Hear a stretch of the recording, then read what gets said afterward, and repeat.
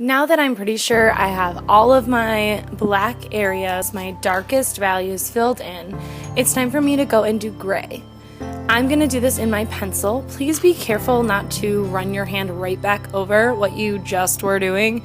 It's really important so that it doesn't get all smeared. I know when we do blending in chalks and things, we like that look, but on this one, it's going to make it just look messy and like you didn't take your time. So go over any of the areas that you've outlined to show those pencil, or where the pencil lines are, so that you can start writing in there. Remember, we're using our list of words, keeping them, they don't have to be in an order, but they do need to be spelled correctly, and take your time with it.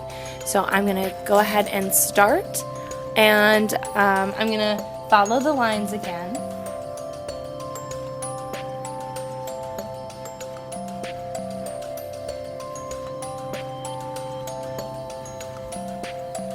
I'm thinking about, the shape of the words and how they could fit in here.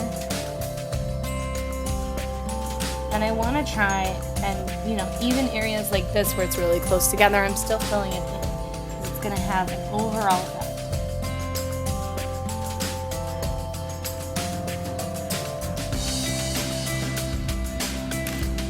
Oops, sorry. Now I'm going to come and, you know how to follow the lines over here. I'm going to come in closer to the eye. What I would recommend is, like, up here, this line is really dark.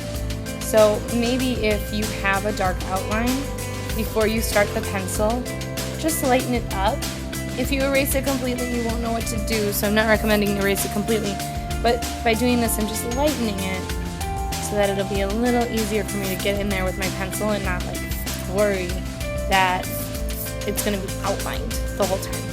So here I go, I'm going to start and come down this way.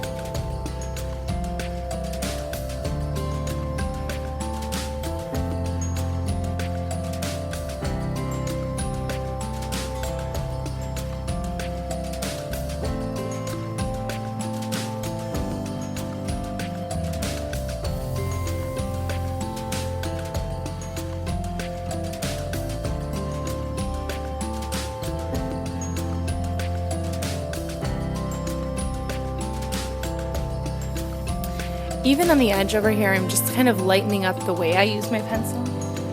So instead of pushing down really, really hard, I start to write lighter on those edges. If there are areas that are still really dark, like this is kind of darker, I'm going to really write close together. And it's going to look a little darker in that spot.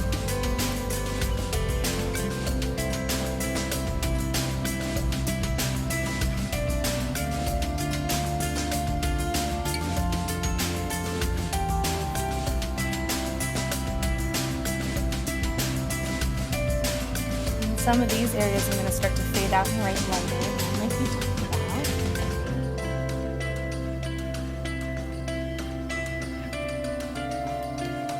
Now my blue edgy looks good thing I'm in pencil, and I can just change it.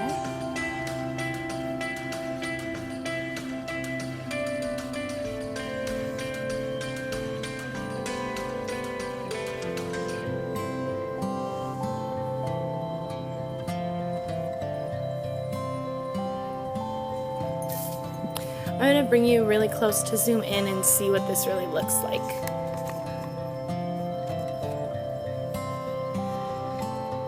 So let me see if I can focus. There.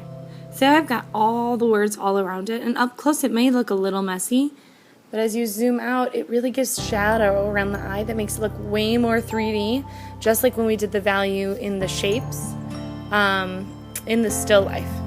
So take your time. You can always go back and add more. You can always decide that you want to change it to making it even Sharpie instead of the pencil. I want to call your attention over here though. Around the edge, remember that light that wraps around the edge? So it's the reflected light on the bottom of the sphere. I have that here on the side of my face. It's lighter here and more the gray in the middle, and then it gets lighter again over here. If I skip that, it may not be noticeable right away, but it does change the way the picture looks. So I even have that kind of light around the edge of my nose. It's darker gray here, and it's really quite white and light in here where I don't even need any pencil marks. Keep those in mind. Remember, we're drawing, we're writing, we're shading in, we're creating a value for what we see, not necessarily what we know.